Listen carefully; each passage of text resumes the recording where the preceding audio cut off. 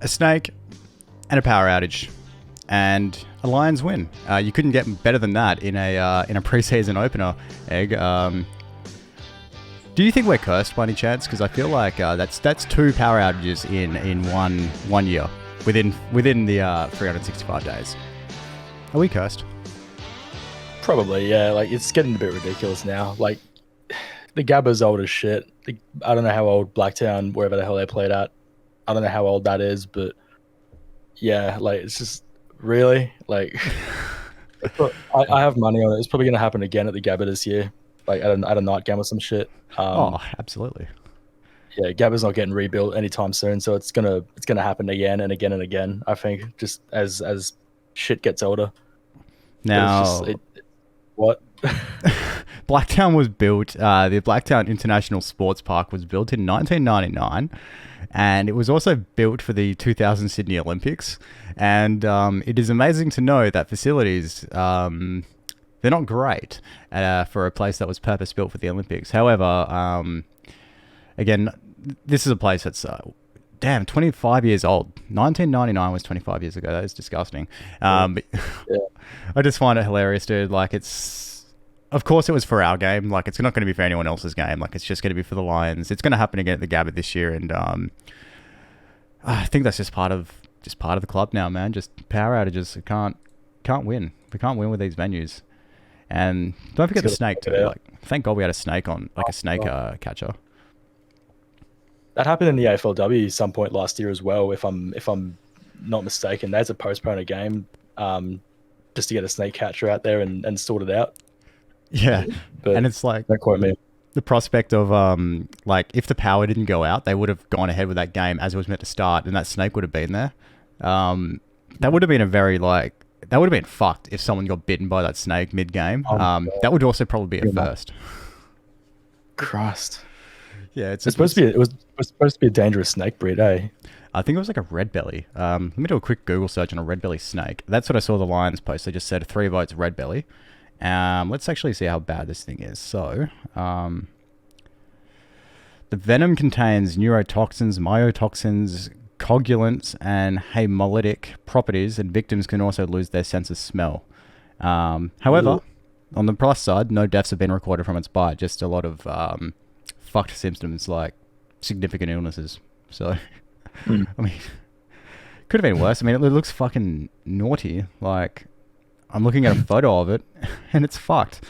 But hey, man, look, at least we got some entertainment in a preseason game. We've got something to yap about with it.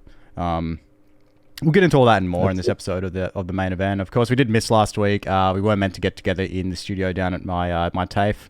I am a radio student, and we got access to these awesome studios with great resources, but unfortunately, it just was not to be. We were also going to be joined by Stu from the Flag Battle podcast, which would have been awesome. I'm sure we can tee that up again at some point, but yeah, man, missed last week, so we're here this week to sort of make up for it. And yeah, we've got plenty to talk about. We're going to have a chat about the Chamber. That's going to be coming up because you were over here in Perth, my friend. That's it. We'll go into that. We'll briefly touch on Gold Coast, that preseason game, as well as we'll dive right deep into Sydney and a whole heap more. So don't go anywhere, guys. This is a new episode of the main event, and let's get it rolling. We're hot, we're mean, we're strong, we're a team, we're the very best team you've ever seen.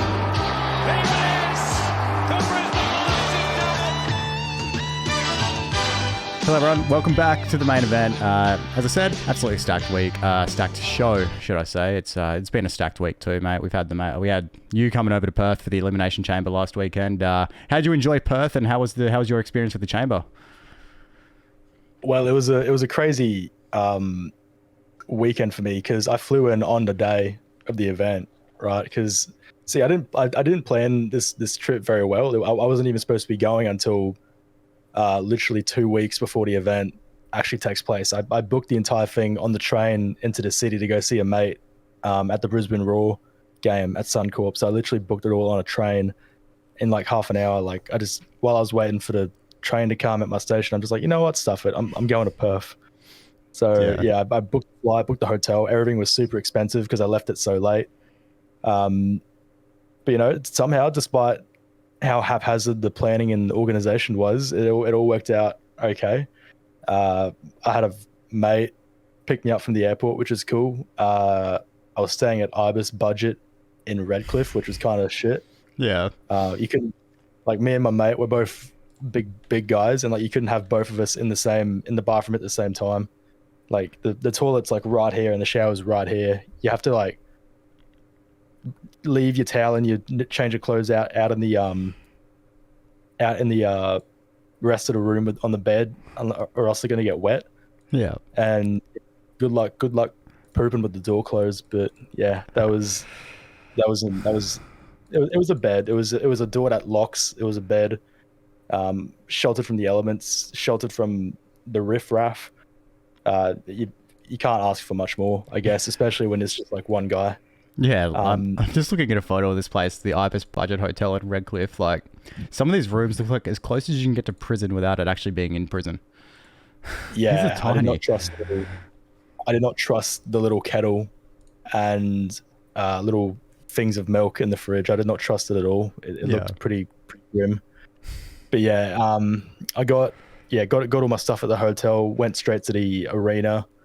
I got there a little bit late for the pre-show, but I didn't really care about the pre-show. Yeah. The event itself was pretty fun. I was a little bit further away from the ring than I would hope, but I still had a good time. You know. Yeah. My man Drew McIntyre won the Elimination Chamber. I was the only fan of Drew McIntyre because he's supposed to be like a bad guy. Yeah. For any non-wrestling fans, he's supposed to be like a bad guy. He's evil. And he won, and I was the only fan in the section cheering for him. And everybody else, as I'm cheering when he wins, everybody's flipping me off behind me like I'm a bad guy as well. Like I'm playing this fucking evil character, and it was very, very fun. And yeah, it was a lot of pyro, a lot of E-rate. Yeah. We saw Triple H. We saw some other people. The sole admin of AFL Information Trade Rumors and Results was also attending at the venue, which luckily I didn't see him at all during the event. So, well, it's not damn it. After everything, like it's not in my best interest to keep having run-ins with this gentleman. Like I'm trying to move on to bigger and better things in my YouTube journey. And yeah, that is fair enough. yeah, like it's not really like something I should be doing. So yeah, he was down in the VIP section that cost like $5,000 to attend. I was in my cheap seat, really far away from the ring. Still had a good time though, still fun. And yeah, the rest of the weekend was pretty chill. I left on the Tuesday because it was like $1,000 cheaper to fly earlier, so I just hung around Perth for a few days, saw some mates, went up to the hills, if that makes sense. We're up on a big fucking hill, like on the other side of the airport. Yeah, yep. Eating some KFC, which is cool. Hell yeah. And yeah, it was good. Shout out Sharks, bro. Yeah, awesome, man. Fucking, it was an absolute spectacle of a weekend. I mean, we're sort of in the same boat there. I mean, I sort of at the last, well, I wouldn't say as last minute as you, but probably about 2-3 weeks before the event decided to actually go. I guess it was sort of for us. It was like fucking, this is once in a lifetime, dude. Like it was, who's to say Perth is ever going to get this again? I think it was very much worth the flight over for you. Very much worth us just both being there. Pyro was dope. Absolutely. A lot of people complained about the fireworks, like in the residential areas around it. Like they didn't even know what was happening or why it was on. Like the Perth subreddit was going a bit nutty for it. Just being like, I think they must have thought being invaded or something, because it was like you'd hear these like booms for like 10 seconds and then there'd be like nothing for like the next 20-30 minutes. Yeah, what a weekend, man. Imagine you're just in your house having tea, and then you just hear this bang bang bang bang bang from the fucking fireworks. But don't worry, guys. Like, it's just Rhea Ripley, man. So it's nothing to be worried about. Yeah, dude. It was what an experience, man. Like shame we couldn't meet up. I mean, I was with my old man. It was fucking. I wanted to get up and come back up that. It's funny because like where you were sitting was originally where I was looking as well for my seats, and then me and my old man just said fuck it. Like we got Foxtel, we can get $300 off our expensive fucking tickets, and decided to do that. I'm now very much in debt, but that's okay because it was a great weekend, and it was once in a lifetime. Fuck, if it ever happens again, I'm probably gonna try to go for front row. I mean, like in my eyes, the card was pretty mid. You didn't really miss much with the kickoff show. I mean, you missed fucking Indy Hartwell if you care about her, and the Kabuki Warriors, and whoever was tagging with Indy Hartwell. I don't even know who that was, but yeah, you didn't miss much, Chelsea bro. Green? Nah, it wasn't Chelsea Green. It was fuck, I can't remember her name. She's got like the faded purple hair. I'm gonna feel like a dickhead when I say her name. Candice LeRae, I think. I'm looking it up now. You might be right. It's whoever sort of tags her there. You were correct, Candice LeRae. There you go. Yeah, I got the shirt as well, per 316. Per I 316. thought it'd be appropriate. Did you go to the superstore or anything in the city, or was it just completely just the chamber? I went on the Sunday after the event, and there was not much left in terms of merch. It was kind of like just the remnants, but yeah, it was just wasn't really much there for me to buy. Yeah, a lot of it was just like event merch, and I don't know. I was sort of expecting more from the superstore. Like I went on the Thursday and the Friday, so I went on the Thursday with a couple of guys from radio, and we just sort of did a little site check because we wanted to go down and get content on the Friday because we went to the chamber presser that they did outside of Optus Stadium, and when we went down there on Thursday, dude, it was fucking packed. Like this line was unbelievable. Like just fucking went from the superstore in the city all the way back and like looped down several streets and everything. I was just like, fuck, there's no way people are lining up here for up to 2 to 3 hours in the fucking heat just to buy event merch. Like that blew my mind. There was even a line. There was even a line on the Sunday after the event was over. Like not a big line, but it was enough. I don't know. It's just, look, man, I love merch as much as the next guy, but I couldn't line up for 3 hours for it. Like fuck, Blink-182 were here and they're my favorite band, and I still couldn't even fucking line up to go get their merch. I couldn't bring myself to do it, man. Would have been fun. Would have been cool to get like a little bits and bobs here. Maybe a CM Punk shirt. I'm proud of him for leaving AEW. I mean, we just had a rant about AEW before we went on here. But I've got some reservations on there. But this is a footy podcast, so I won't dive deep into that. Yeah, dude, massive week for Perth. Massive week for fucking pro wrestling too, man. But it's gonna be an even bigger week this week because everything kicks off. Opening round and all that against Carlton on. Shit, man, could you believe that's on this Friday night? Like, fuck. That's it, man. Like, it's weird feeling, and I'm very excited because like I'll get into more about it later. But I'm quietly confident about this year. Yeah, dude, it's the off-season wait. But I'm sure I've mentioned this on the podcast before. But the wait between losing the grand final to now, that fucking flew by. And the wait, like, to get back to the season starting was sort of the biggest thing I was like upset about. Because it's all like, shit happens. It is what it is. We lost a fucking grand final. Let's just be grateful we got there, right? That's my takeaway 6 months later. But at the time, I was just so depressed. It's just like, fuck, now we got to wait like till March to see our boys not only just play again, but even have a sniff or even like an idea or an indication on if we can make it back to where we were. And here we are, like, and it feels like that was nothing, How did you feel about it? Like, how's this, like, how quick has this gone for you? I'm the exact same. Like, you have little moments in like October, November where you're like, fuck, I can't wait for the season to start. And then even after, like, immediately after the game ended, like, as I'm walking out of the MCG crying my eyes out, I'm thinking, fuck, I can't wait for the season to start. So I'm already in that state of mind immediately after the game's finished. Like, they're announcing the players onto the premiership dais to get their medals as I'm leaving, and I'm like, fuck, we need to like get back here. We'll be back here. Yeah, like, we cannot let this be our only shot. Fuck this, fuck that, and like just thinking all this crap. And then I'll have little like moments at work where I'm really sad about like what happened and how it went down. But now, like, with the passage of time, like, it's kind of healed some wounds, and now I'm at a stage where like I'm not gonna watch it back, but I can think about it and be like, you know what, like, I'll cop that. Yeah. And now, like, it has gone quick for sure. Like, I'm surprised.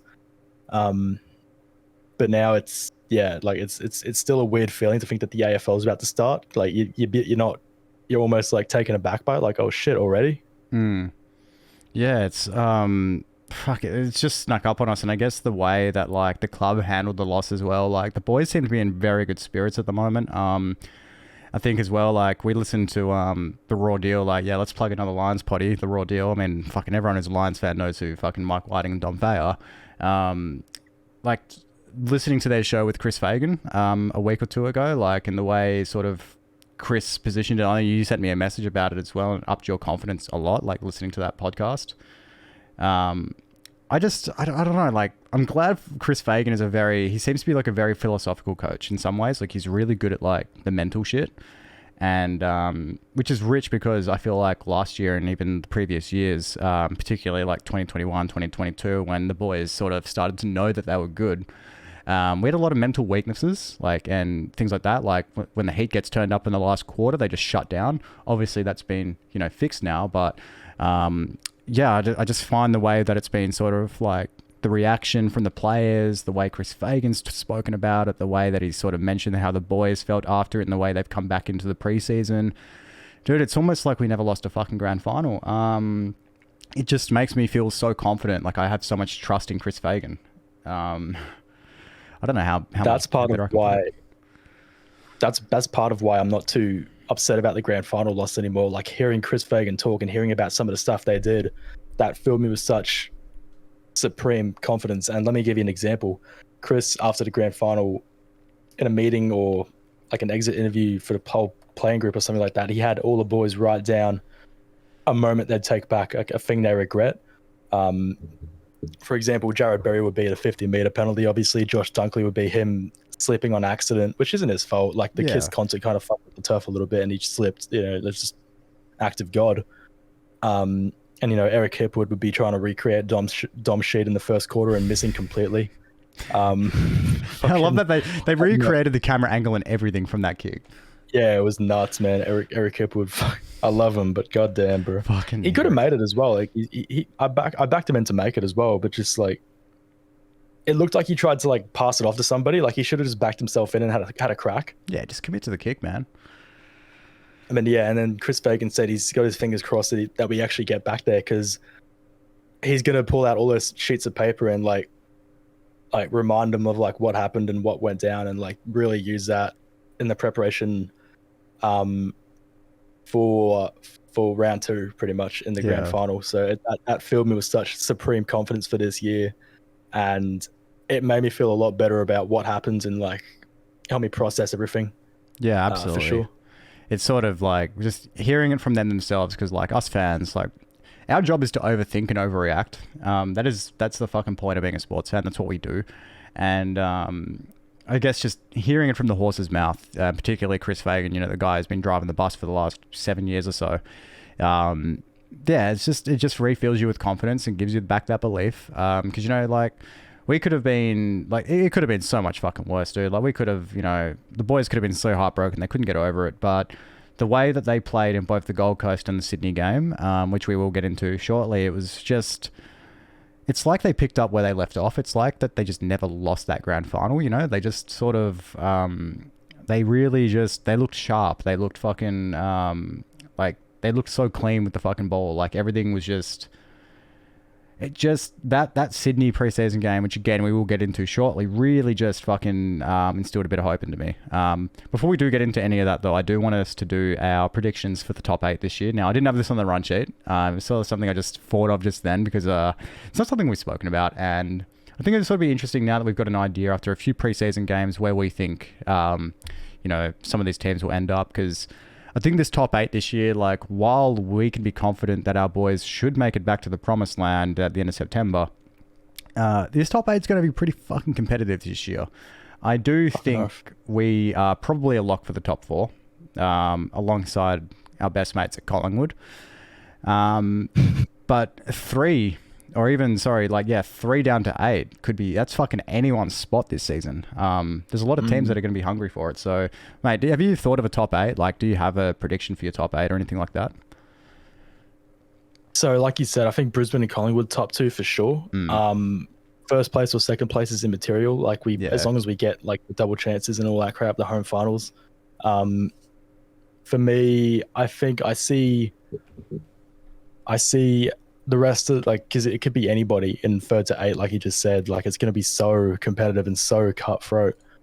For me, I see Adelaide, Carlton, and this is in no particular order. Yeah. Adelaide, Carlton, Melbourne, Port Adelaide, St Kilda, and Sydney getting back in. I'm not sure if that's 8. 2, 3, 4, 5, 6, 7, 8. And yeah, like other teams like oh god, how could I forget about GWS? Like GWS, Carlton, Brisbane, and Collingwood, I think are going to be in our top 4. Yep. And then teams like Adelaide, Melbourne, Port, St Kilda, and Sydney are going to make up the rest. I think Sydney probably fifth, just because like I liked how I'll get into this a bit more later, but I liked Sydney in the Pracky match. I thought they did pretty good. What else we got? We got St Kilda. I think about the same, 7th or 8th, maybe about 7 or 8. Port Adelaide again. They'll be one of these teams fighting for bottom of the top 8, if that makes sense. Yeah. Melbourne, I think 6th. And Collingwood and Brisbane top 2. Carlton, GWS 3rd and 4th in no particular order. Yep. Sydney 5th, Melbourne 6th, and then Port, St Kilda, and who else? Is that it? I think just like and Adelaide as well. Pardon me. Like all those teams fighting out for the rest. I think. Yeah, it's gonna be. It's gonna be so. You have to be good to get into the top 8 this year. It's gonna be a tight one, dude. A lot of the teams are so hungry this season, and there's a lot of like sort of outsiders from last year as well that are gonna be really trying to push for that 8th spot. You know, I've got like reservations about like teams like Hawthorn, man. Like I thought they were fucking. You know, as young as their list was last year, and as inexperienced as they are, they got, you know, Jack Gunston back. I know we don't really think too highly of him, but let's remember as well, Jack Gunston just wasn't a good fit for the Lions. In my opinion, anyway, I just did not think he fit well at all. So I think maybe going back to Hawthorn, he's going to have a much better season, and it's also going to give him the chance to sort of, you know, mentor the young kids. Because that's all Hawthorn is, man. They're just young. They're so fucking young, and I really think they're going to be a force in the next 2 to 3 years.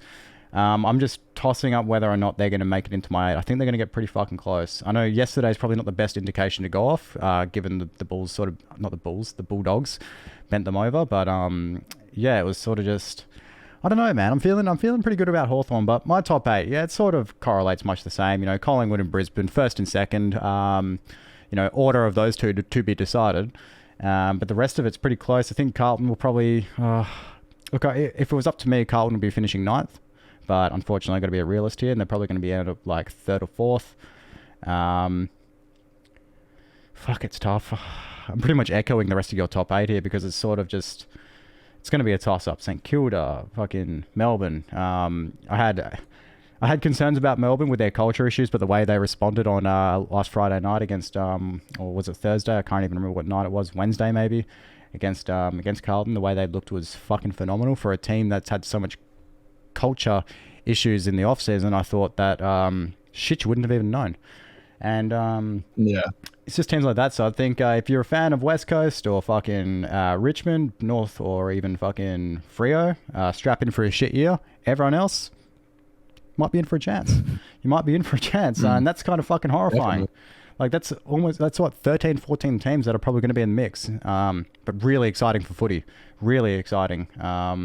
Absolutely, man. The more quality games we get throughout the season is a win in my eyes. But yeah, I'm sort of going to echo yours there. I mean, I don't have a particular order. If I was, Collingwood, Brisbane, Melbourne, Carlton, Sydney, for sure. I don't see Gold Coast fucking... it's hard because of Dimmer, but it's just... I don't think they were that impressive in our scratch match against them. No. GWS will be up there again. Yeah, they were kind of shit against GWS as well, the Gold Coast. Yeah, there's just... it's a weird one with Gold Coast, man. Like, I just don't know where they stand or what their issue is, or if... Look, I don't even know if the coach is the answer, but that's what this season will answer for us. Dude, it's super exciting. Here's the thing, like, it's a new game plan completely, so like there's gonna be some growing pains for sure. Damien Hardwick is basically doing a complete reset.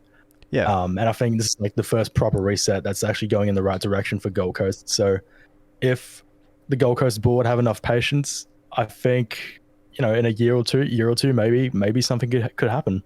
Yeah, for sure. It's like, we got to remember as well, like, Chris Fagan came to our club in 2016. Obviously, we had one of our worst seasons in 2017, and it took a couple of years to improve. Granted, we're in totally different fucking situations here, and Chris Fagan wasn't, a very I don't know, a coach with a lot of accolades at that time. Whereas you got Damien Hardwick, who's a fucking, 3-time premiership coach, and all the experience that a club like Gold Coast needs. So that's a story I'll be watching very closely, and maybe we can do like a little segment called Suns Watch or something fucking stupid like that on this show. Look, man, they're our crosstown rivals, so part of me wants to see them fucking fail, but also it's just fuck, dude. Like, it's been what, 13 years they've been in the comp now. This will be their 13th season or something like that, and dude, something's got to give here. Something's got to happen for these guys.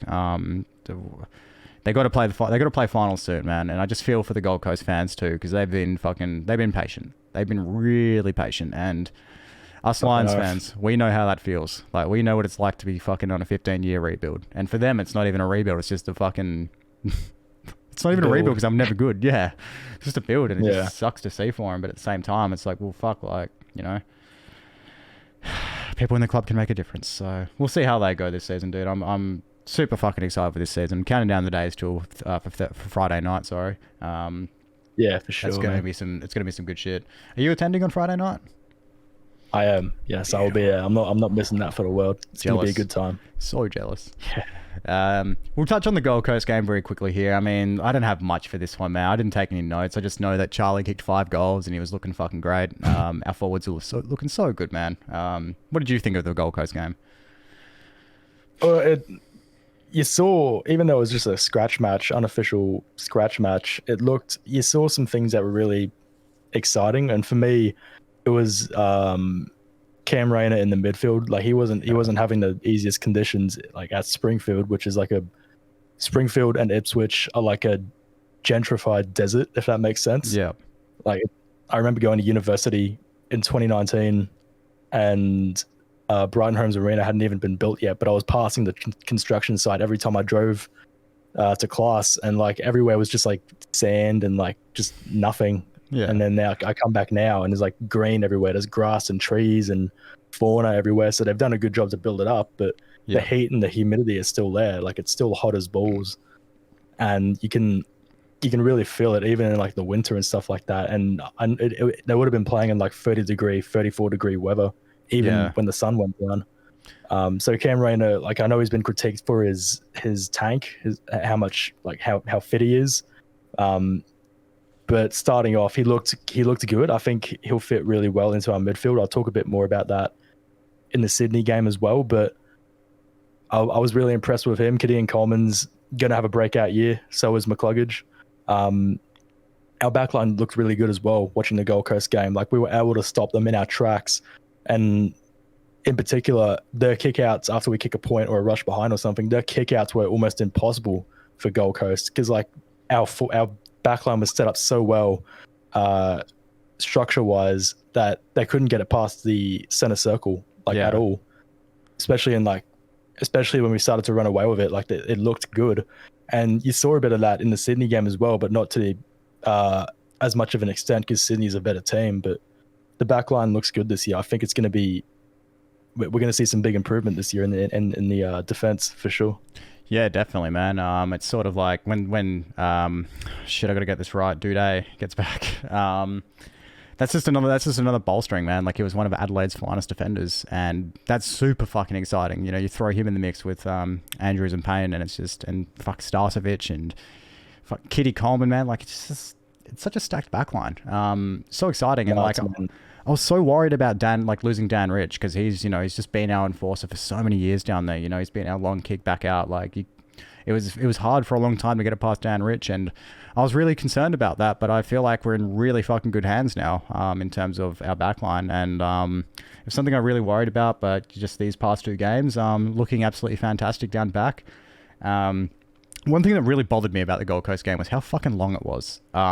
I usually love, I got no issue with a footy game going for, a while, because, it's just make the most of it. I love footy. Love watching it. But 6 periods, man, that just drags and drags on. And especially when watching that before. Yeah, there was no point really watching the 5th and 6th period. I mean, I still did just for the sake of it, but and having footy back. But it was just at that point, it's just the VFL guys just sort of going at it, and the academy guys from Gold Coast, which, by the way, look absolutely fantastic. If you're a Gold Coast fan, get excited. Your academy players look A1. They really took it to our VFL boys, but in terms of the actual two AFL just playing against each other, we looked, yeah, phenomenal, man. And obviously Charlie was absolutely electric in the first half, more particularly the first fucking period or quarter, whatever they called it. Kicking 5. Good to know that he's picking up where he left off and may even be better. But yeah, we'll move on to the Sydney game because I think that's got some more meat and potatoes to it. And it was, more recent. It was fun. It was a great watch.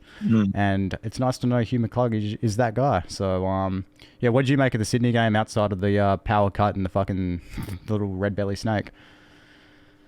Well, one thing that stuck out for me, the most important thing, was that we got through both games injury-free for the most part. We saw Taylor Adams go down with an injury in the Sydney game.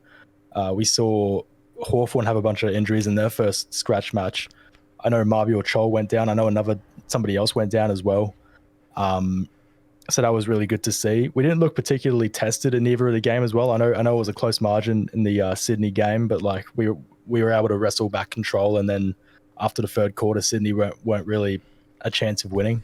Yeah, which was good to see. We only had to step the pedal down to really prove a point towards the end there. Rayner looked good again in the midfield. When he's playing in more favorable conditions like winter footy, he'll look really good, I think. Yeah. He looks like he's picking up where he left off before his ACL tear in early 2021. I think it was. Fuck, it was 3 years ago already. Shit. Yeah, and he's picking up where he left off from there for sure. Yeah. I think he was planning to be in the midfield more during that year and before he had his injury. So it's going to be interesting to see how that works. I think Darcy Gardner, he's had the experiment of Darcy Gardner in the midfield has been mixed in terms of reception, but I think it could be very good as a backup in case Eric Hipwood or Joe Danaher goes down. We can throw Darcy Gardner in there the next week to just hold the fort. Because if with a bit more time in the oven, I think he definitely has potential for sure. Yeah, man.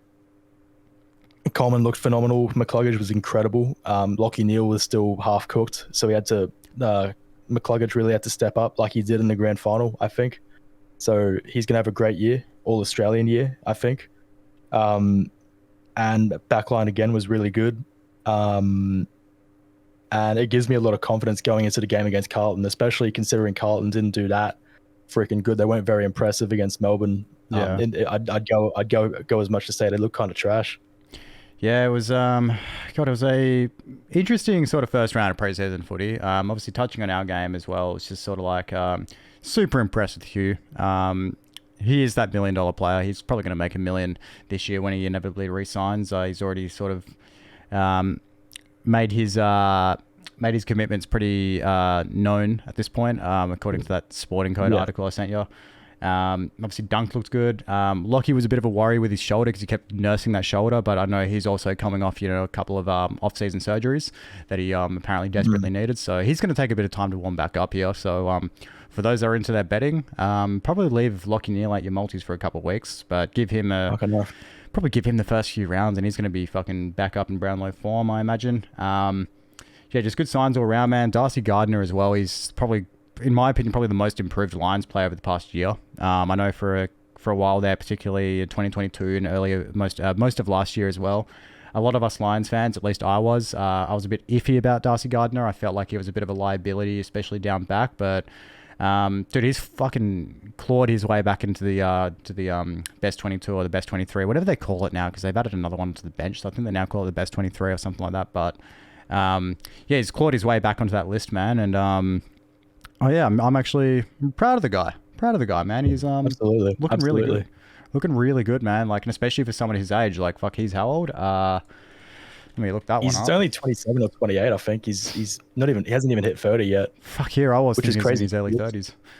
He's been around. He looks for like a he's while. about 35 years old with that hairline. All due respect.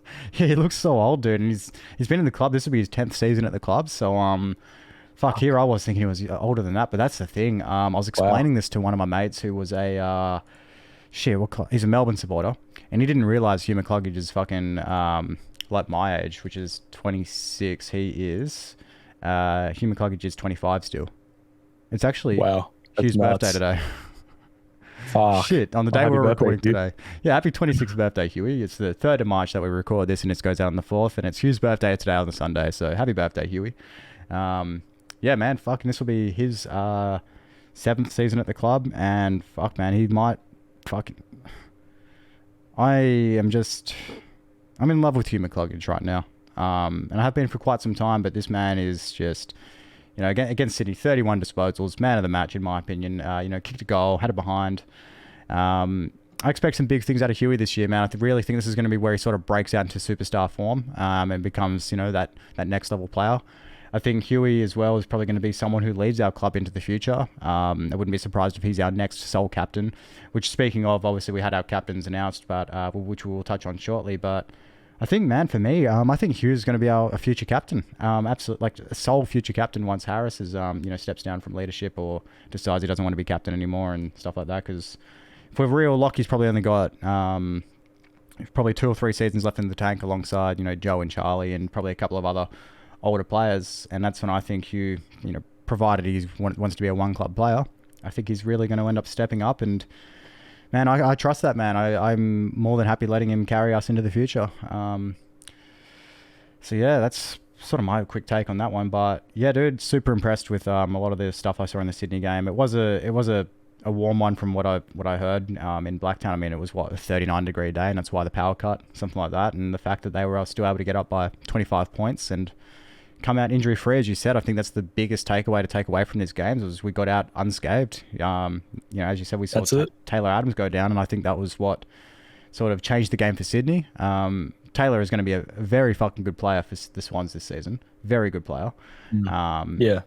And man, him going down was tough for the Swans. It was tough, but good signs all around, man. Good signs all around, and I just want the real thing already now. I'm aching for it, and we're getting it in less than a week, man. Like fucking 5 days, 6 days until we get our first taste of actual footy, and that's going to be absolutely phenomenal, man.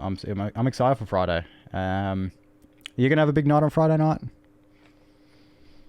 Well, maybe, yeah. It's gonna be fun. Like I'm confident about our chances going into the game, especially like I said before, Carlton were kind of trash in the Pracky match against Melbourne on Thursday or Wednesday, whenever it was. Yep. So I'm pretty confident about how we're going to play.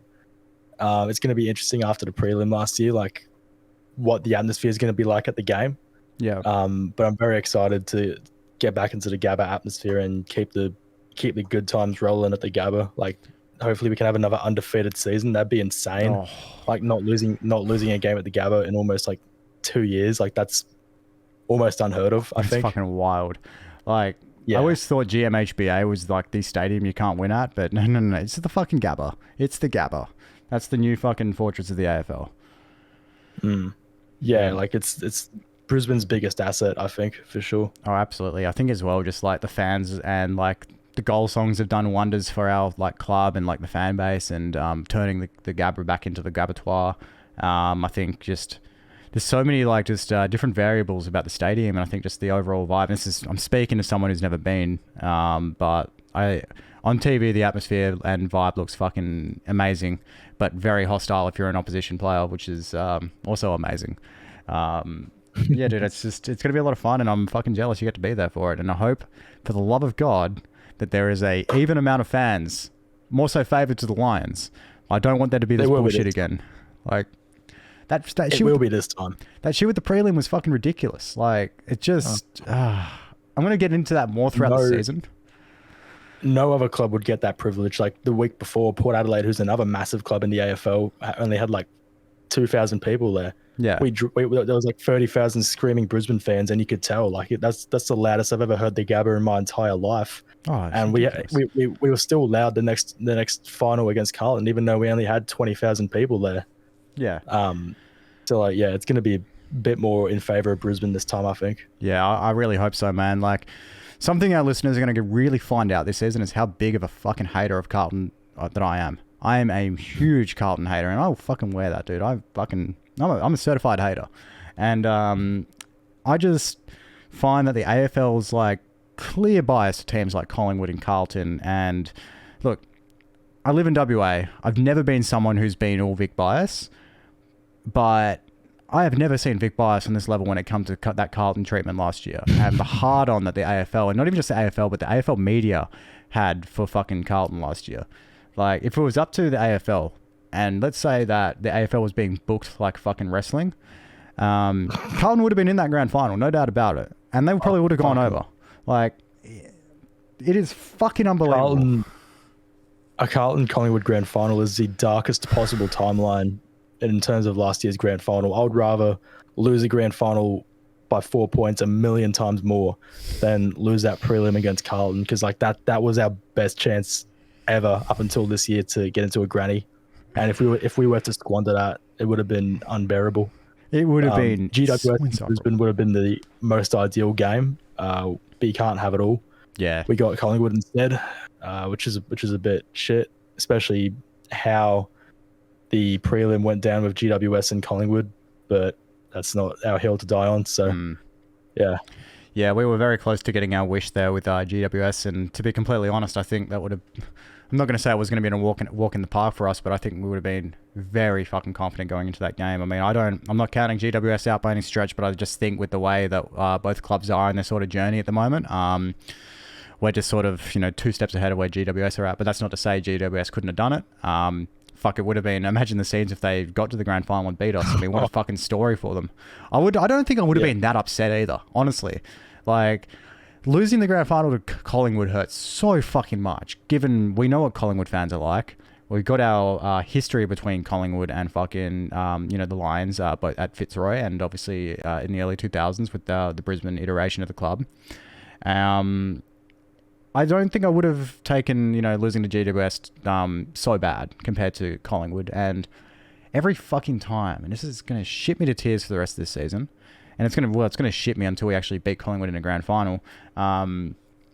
Every fucking time there's a post by 7AFL, or even just the AFL, just fucking anyone who's a public figure in the AFL space about the Lions, even if it's a positive story about one of our players or the club, there's so many fucking Collingwood trolls in the comments just posting GIFs and shit like that. And it's just like, guys, we're not the ones that fucking reminded you of Dom Sheed for fucking 5 years. Like, it's like they got a point. I feel like we're kind of caught in the crossfire of that whole thing. Like, they're trying to like get the shit out about how they had to deal with the 2018 grand final for 5 years, and now they're like giving it back to everybody else. But unfortunately, we're the ones who we have beat them in 2 grand finals pretty convincingly. 2002 is not convincingly, but it was really tragic for them. 2003 was an absolute fucking. But yeah, so technically, there is a history, but like not West Coast Collingwood 2018 level of history. I've kind of learned like not to like read comments and shit, because it's just, I'm not going to say the word on air, but like it's just fools who don't know what they're talking about, just like spouting bullshit, just uneducated, biased opinions. And there was a whole thing in my Discord server a few weeks ago about this Collingwood guy who's a massive Collingwood supporter coming in after Brayshaw retired, saying, "Oh, bye Brayshaw," with a link to Brayshaw's announcing his retirement, and like he got a bunch of shit for it. And he's he's talking all this shit about, oh, you have to be blind to think that Maynard's responsible for ending Brayshaw's career, and it's like, well, he is. Yeah, he is. It's not his. It was an accident, but he's still responsible. Like, shit happens. Like, it's a contact sport, but at the same time, like he's the one who fucking hit him. Yeah, like, and it's unfortunate that it ended his career, but like at the end of the day, he did do it. Like, you can still get charged for manslaughter, and I'm not saying he should have faced that severe punishment. Maybe missed the prelim, at least. But yeah, and then he ended up getting kicked, and he cracked the shits to me in DMs, and then he blocked one of my mods on Discord. And yeah, it was very, very messy. Yeah, man. So yeah, I've experienced it firsthand. Sport just brings the fucking worst out of people. Like, dude, I wear it. I've said some pretty fucking I've said some horrific shit about Harry Petty on this show before. Like, and I still stand by that. But that being said, like, there is a line to be drawn, I guess. Like, you can be angry over footy. Absolutely. Like, I had a funny situation happen to me a couple of weeks ago. Probably about 2 to 3 years ago. It is me getting very personal on this podcast, but that's just how it is, man. Like, I'm open like this. Like, I was going through a really bad time for a very long time in my life, and I was a very angry person, like so angry. And I look back on that now, and it was still recent, and like the stuff that made me angry, it's pretty valid. I won't go into all that, but I was just so angry, just couldn't let go of shit. And it was so bad that it would affect my everyday life. Like, I would be on Twitter, right? And Do you know of a guy called Todd Davey on Twitter? His name sounds familiar, He's but like I'm not sure if I know him. He's a really big Bombers fan, and he just posted something about like their CEO, like when that whole shit happened like 2 years ago or so, when the CEO lasted like a day, and because of his like religious beliefs or something like that. I researched that for the video I made on Essendon a few months ago, and it's very funny. Yeah, like, yeah, you know all about it then. Like, yeah, just something to do with that. And like Todd Davies said something, and I didn't agree with it. And it's just like, back then I was just so fucking angry. Like, I just bite at anything online. It's just like, I said something and like replied to it, and he took down the post, and like me being my fucking angry self just decided to message him on DMs being like, just an FYI, just because you deleted the post doesn't make you any less of a moron. Where it's just like, why am I fucking saying this? Like, Jesus. I could just slid in this guy's DMs like that. And it's funny because he replied to that message about 3 weeks ago, right? And he just sort of like egged me on a little bit. And lucky for me, these days I'm very chill. I've got my closure, a lot of things in my personal. Relaxed a bit. Yeah. And we ended up like, I responded to him like, it took you 2 years to reply, like fucking something like that. And I was just like, you're looking for a friend or something, just like sort of egging him on too. Was nothing like intentional or hostile behind it. And then he was just like, he said something, being like, yeah, do you want to be friends? And I'm like, sorry, I don't trust people who are Essendon fans. We both had a laugh about that. And, he ended up like finding this podcast and sort of just gave me some feedback on like my presenting and stuff, because he's a radio guy and he sort of realized I'm a radio guy too. And it's funny because like me and Todd have ended up becoming friends now, and he ended up he's helping me with sort of like finding jobs in radio and all this sort of shit, and he's like sort of helping put me in the right direction, because like a lot of my skill set outside of like podcasting is like I'm a very big like graphic designer, video editor, like I'm really good at like socials contents. Well, not really good, but like I know how to do it. And he sort of like was sort of hinting that I should really look at trying to get in with an AFL club and trying to do some work for him and all this sort of shit. He just gave me a lot of like contact, helped me out like fucking crazy. And I just had that interaction with him, and I was just like, he made a point that it was like, he made a really good simple point, and it was just like, we all get angry about footy. And it's just, it is what it is at that point. Like, it's like, with going back to what we're talking about, it's sort of just like, I don't understand why these Collingwood fans were so spiteful and like as if they were playing the victim over this Brayshaw and Maynard shit. And it just made me feel like how I treated Todd is how a lot of these people are sort of treating Brayshaw. And it just makes no fucking sense to me, because at the end of the day, like what happened to Brayshaw is so fucking serious. Like that is when footy becomes more than footy. That's real life shit right there. And there's just a line drawn there, man. Like, you just don't cross the line. And how I'm sort of linking that up to my story with Todd is just like, I tried my best to like, even back then, not cross a line. And at the end of the day, that was all like emotions brought out by sport. And I guess the emotions that are brought out by that whole Brayshaw and Maynard thing on both sides are pretty strong. I think a lot of Collingwood fans just don't want to see Maynard be criminalised as this fucking, thug on the footy field. Because, these fans have been branded like they're thugs for forever. And I know a lot of Collingwood fans. A lot of them live over here. It's fucking insane how many of them there are. But then none of them are actual, like, bad people with missing teeth or anything like that. Like, they're just fucking footy fans like you and me who've got a family connection to Collingwood or the club or, like, fucking something like that. And yeah, I really don't like the way that a lot of these, like, Pies fans are sort of, like, they blur the line and they don't know where that line is, and they just, like, I don't know, man. It really doesn't sit well with me at all. And it's sort of like, I feel like this season I'm really, like, I've respected Collingwood for a long time, but I feel like that respect is out of the window. And that Maynard situation that's when they lost me, I don't know. How do you feel about them? Like, it's what you just said about him messaging you and having a spit in the chewy and leaving the fucking Discord server and blocking one of your mods. Like, that is so like, dude, it's fucking football. You know what I mean? Well, he messaged me saying, "Oh, all I did was state my opinion." And it's like, well, that's not exactly what happened. You did state your opinion and then some, bro. Like, you can't come in, and especially because this particular moderator is a pretty passionate Demon supporter. So like the notion that this guy's coming in like sort of like mocking Brayshaw's retirement, which is really devastating, like that he just was not going to stand for that, Something like he needs to remember, like, that was a bit of Brayshaw retiring. That's a loss for footy. That's a loss for all of us. Not just the D's, man. Like, tragic. It's fucking tragic. Like, I'm talking about, bye Brayshaw. It's like, fuck off. Come on, dude. Get fucked, like, dude. Like, That's not stating your opinion. That's just being a dickhead. Like, we're going through that right now with Marcus Adams, and like Marcus Adams was one of my favorite players when he was still playing for the club, man. So I sympathise with the Melbourne Demons fans. You know, I sympathise for him. going back to that, the topic about the Collingwood supporters on Twitter, I've stated before, like my time with Collingwood supporters in Melbourne during grand final week was actually quite pleasant. I got to meet Nick Maxwell and people in the line, and people watching the people take photos with Nick Maxwell. People really appreciated that. Even though I had my Fitzroy gear on and my Lions hat and shit, that like I was still willing to meet him and take photos with him, because like they'd probably be expecting the opposite. Me and my mum talked to this lady who's in the Collingwood cheer squad on the tram on the day going to the game.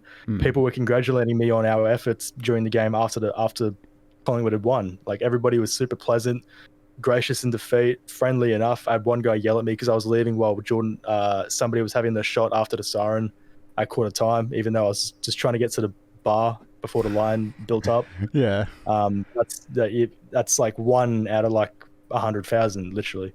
Yeah. So, you know, like I do appreciate the fact they're very passionate about their footy club, but like majority of the problems I've had are like with fucking anonymous Collingwood Twitter accounts. And then I had one incident with a particular gentleman where Collingwood posted a picture of or a video of the changes to the AIA Centre, where like they basically like astroturfed the old netball court because Collingwood disbanded their netball team. Right. Yeah. Saying, "Oh my god, look at our new facilities. It's so nice and awesome. How good's this?" Celebrating it, even though like they're just astroturfing like women's sport for the men's Collingwood team, and people were calling them out for it. And I'm saying, like, because they had like tarps over the old grandstands for the netball.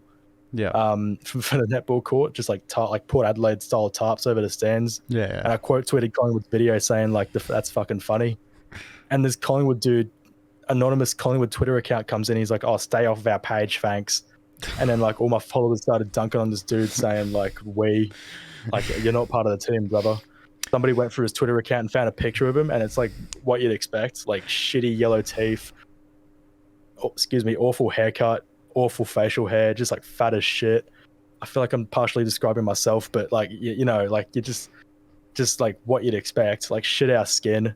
Yeah. And it's the same with other guys as well. Like that's exactly what they are. They're sad, pathetic, disgusting, gross motherfuckers who that's their only source of happiness. Like Collingwood winning the flag and like letting everybody know about it. Yeah. So it doesn't surprise me at all. Like when you see what they actually look like, the way they behave. And you know for a fucking fact they wouldn't be doing this shit in real life. That's why they hide their faces in their profile pictures. That's why they probably stay indoors most of the time. You know, like you take that shit with a grain of salt. Especially like Collingwood Twitter accounts, you take that with a grain of salt. But yeah, like it's not indicative of like what their fan base is actually like. You know what I mean? Yeah, like I commend their passion that they always have, and like I really respect that they love their club so much, and they you know they wear their heart on the sleeve. I get it, but we all do that in the AFL, and I just the defensiveness of like any comments related to their club or any like criticism the media gives them. They're so fucking quick to just jump on it and make fools out of themselves. Like there was one here where Prime Walsh on Twitter, he posts Nick Dacos has unfollowed Collingwood. Could this be his last year at the club? And it's a clear meme because he goes into Nick Dacos. He's a fucking troll account. Yeah.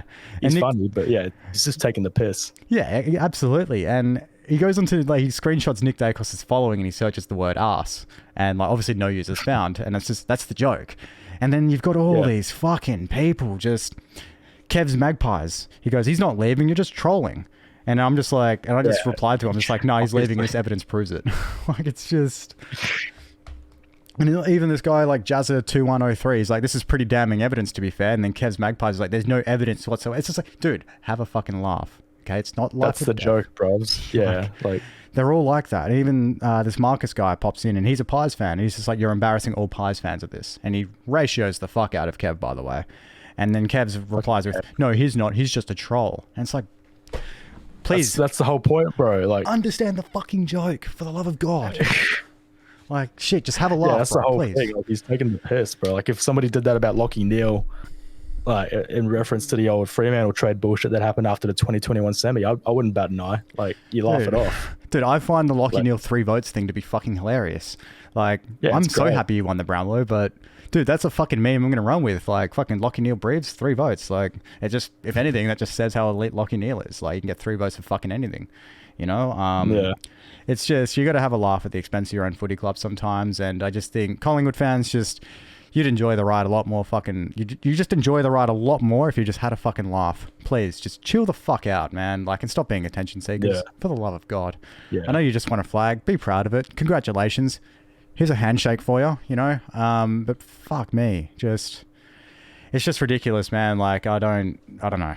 I'm in an AFL fantasy group on WhatsApp with one of my mates who's a fucking staunch Pies fan. Love the guy, love his passion. He doesn't take it too seriously. And it's just like, even this morning, he was just like, fuck, or yesterday or something like that. It's just like, he asked me if I'm, like, because in this fantasy, like, we're all super competitive. Like, there's a guy's a Saints fan in there, and I give him shit about being a Saints fan. Like, there's fans of all sorts of clubs in this WhatsApp group, and it's just like, we all just pull the piss at each other's expense, and nobody fucking dies. Nobody's fucking crying about it. It's just like, send the fucking laugh emoji and have a laugh about your club or whatever, because it's, at the end of the day, we're all just footy fans, dude, and we do this for the love of footy. Like, that's why we get so emotionally invested and ride the roller coaster, and it's just, people just take it so fucking damn seriously, and just have a damn laugh.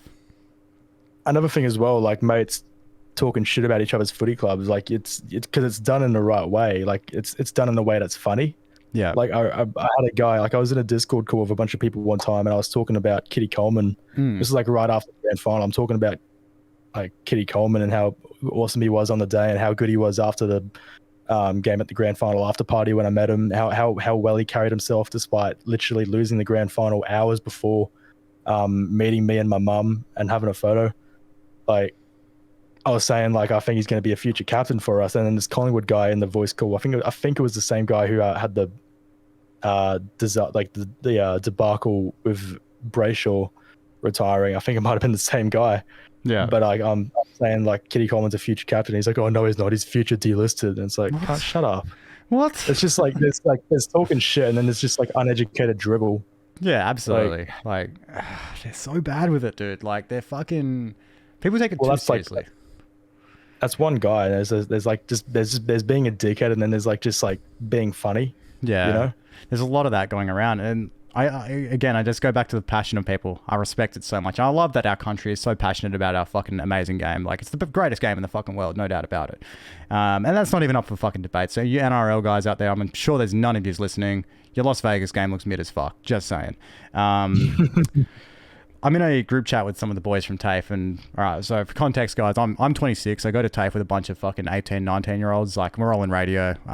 All of us are pretty much guys trying to get into this, like, covering sport, like, all that sort of shit. And again, being in Perth, I'm the only, like, interstate, like, I'm the only person in this group chat who's a fan of an interstate team. So it's fucking Eagles and West Coast, and Eagles and Freo in this group chat. And I love sitting there and just watching these guys just chuck monkey shit at each other. Like, and they will go on. And because they're so young, they're so, like, fucking, like, they're so chippy to each other, and they get so in their feels about it, and they miss the point where you got to have a laugh. I mean, I'm not complaining because I get to sit there and just watch it, and it's fucking hilarious because both your teams fucking suck. And I will chime in every now and then with, like, a popcorn emoji, or I'll just remind them, hey guys, like, hope you're all having fun here, but just a reminder, you both are fucking shit. And you're both doing nothing this season. So, I mean, just keep chucking your monkey shit, but it means nothing.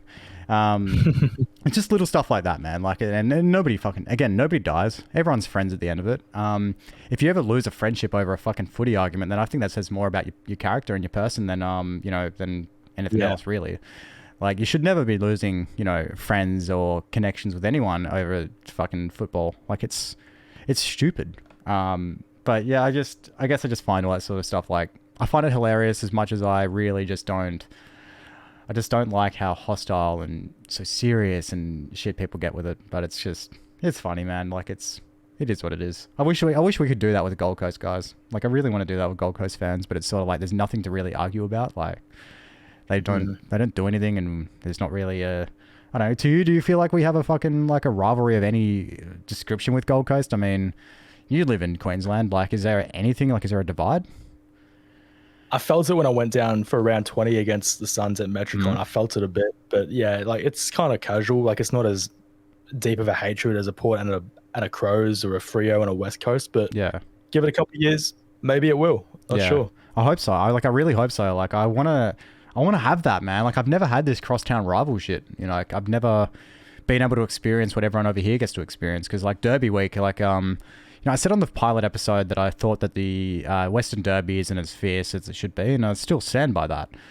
And I think both clubs should make a valiant effort, along with the Western Australian media, to make that a fucking life or death fucking game. Like, that game should be fucking crazy. The showdown apparently is like that. I mean, I've never been to Adelaide, so I can't comment on the vibe of that, but whatever the showdown is and how much that's hyped up to be, I mean, we've seen like social media interviews and stuff like that with like players who get asked about their fucking, you know, about the other team and how they feel about it. And all the time it's like, well, I don't like them very much. Like, they're holding back their words, and it's genuine. You can tell with their interactions. Yeah. Yeah. And I just want that with our club, man, and Gold Coast. Like, that shit looks so fun. Like, I root for Gold Coast to a degree because I want that. So, yeah, man. I don't know. Yeah, because that's exactly what it is. Like, I do it for the same reason. Like, I have a soft spot for them because I want to see them succeed so we can have an actual proper rivalry. Dude, it'd be so much fun if the Q Clash is like one of the biggest games of the round. Like, I want that so bad. Like, I want to see, I want to see us go to fucking war, you know? Anyway. Fuck, one day, maybe. One day. Moving on to our captains. We had our captain announcement this week, or last week. I can't even keep track of time anymore. It's going by so quickly. We do have the same captains as last year with Lockie Neal and Harris Andrews. How do you feel about the co-captains? Are you a co-captain guy, or you think we should just have one? I don't think it makes a difference. I think no matter who, like, it's immaterial to me. Like, I think having a wider leadership group kind of helps to a degree. Yep. Because it's not just one guy, one central opinion. You're getting multiple points of view, multiple perspectives to really like weigh in on the future of the footy club and how we carry ourselves. And it's a very mature leadership group as well, mixed in with some young fellas. So I think it's a good mix for sure. Yeah, man. It's looks good, man. Like you know, we now got Josh Dunkley is now our co-vice captain with Hugh McCluggage. It's a pretty big leap from Josh, but it's also to be expected, man. He's a fucking professional, absolute professional, and honestly, probably one of our higher quality players, right up at the very top.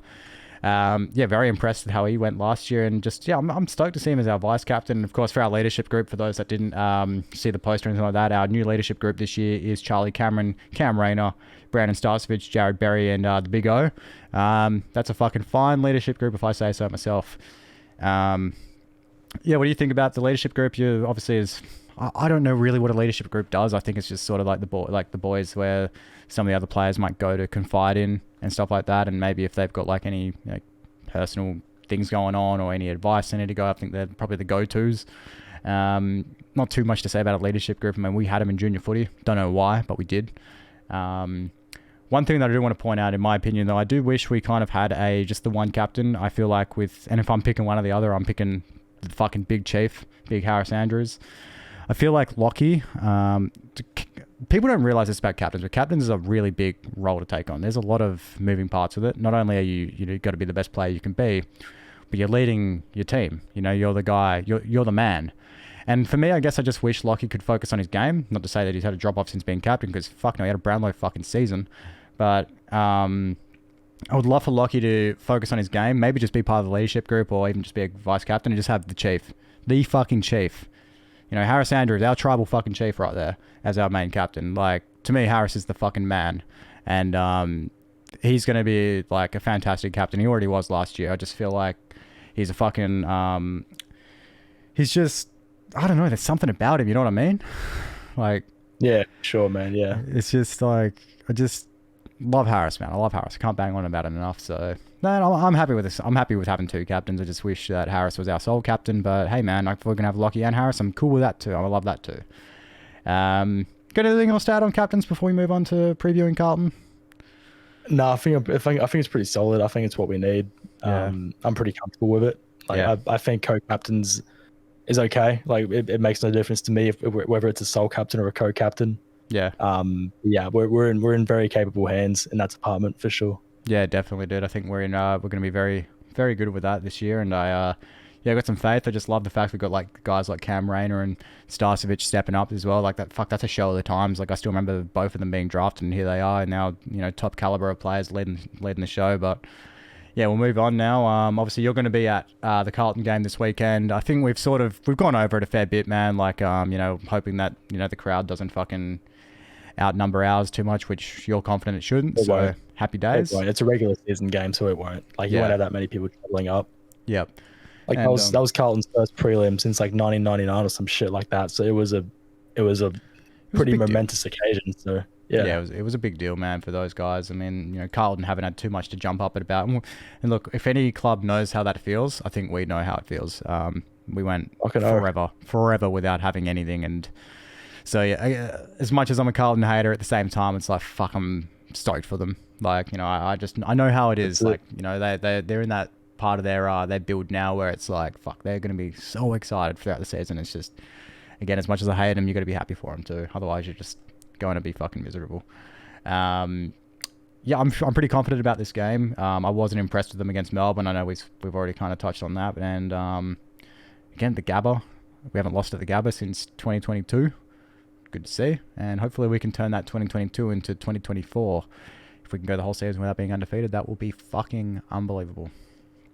That'd be nuts, man. I think, and we can do it as well. I think. Oh yeah, absolutely. Every chance. Like, there's no reason why finals we shouldn't. aside, like it's a very favourable fixture for sure. Yeah, and we've been touted to have one of the hardest fixtures in the comp as well, haven't we, for this season? Apparently. Yeah, but you take that shit with a grain of salt though, because we're also one of the best teams, so like we can handle it. Yeah, we can. We're more than equipped to deal with that. Like we can. There shouldn't be too much of a sweat there. So, yeah, man, very, very excited for that game. Are you going to, obviously you're going, where are you sitting? Are you going to have a big night? We're sitting near the, like right above the interchange bench, I'm pretty sure, like the top, like the top level, if that makes sense. Like we're right.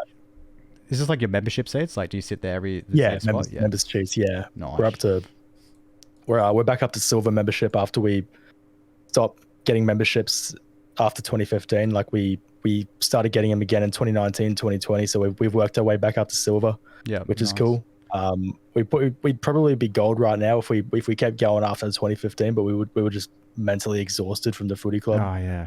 We're just like, fuck this shit. I don't blame you, dude. Like, we weren't members at all through that period. I think if anything, like, my dad was a member of Fitzroy the whole time, but not the Lions. For those that don't know, Fitzroy is still a thing in the I think it's the VFL or something. They're in some sort of fucking local league. The VFA. That's it, the VFA.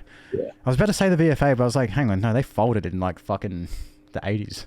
But no, I'm thinking of someone else.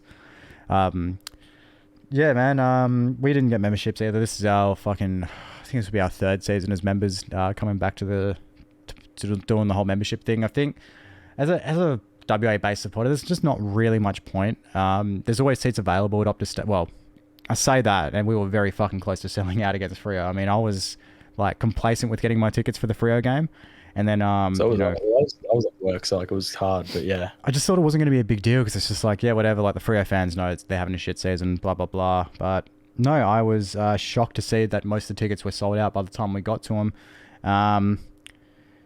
and I don't know why. The Freo fans must be optimistic for some reason. I don't get it. I don't know why, but fuck, man, they got to have something, right? I mean, it's a miserable fucking existence.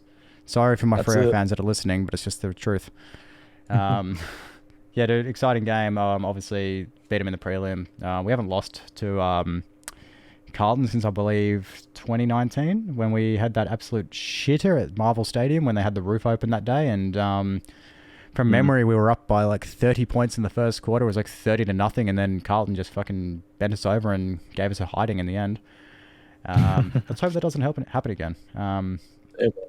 Yeah, we should be right.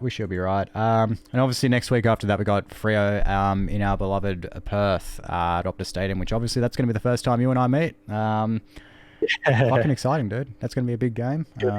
Sure, very keen.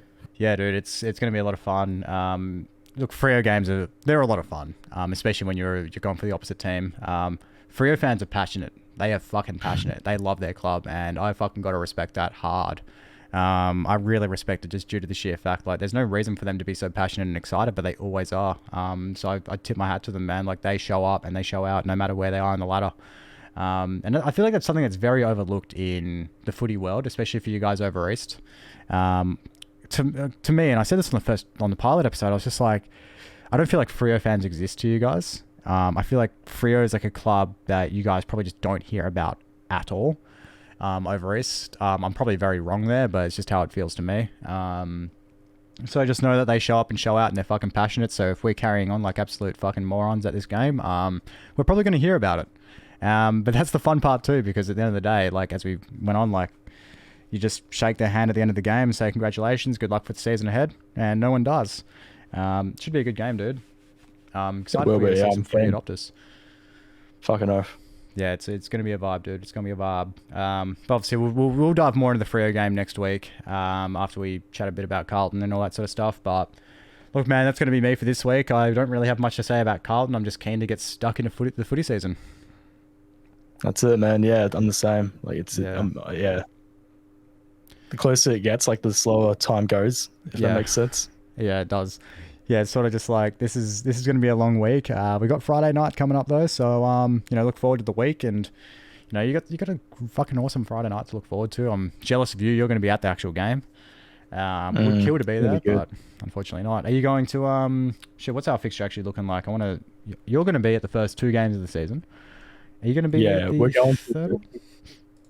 we're going to pretty much every Gabba game during the year. I might try and get to a few interstate games. I want to get to 1 game in Melbourne at least. Yep. Maybe go to Canberra if money permits, but we'll see. What about Gather Round? Are you going to Gather Round?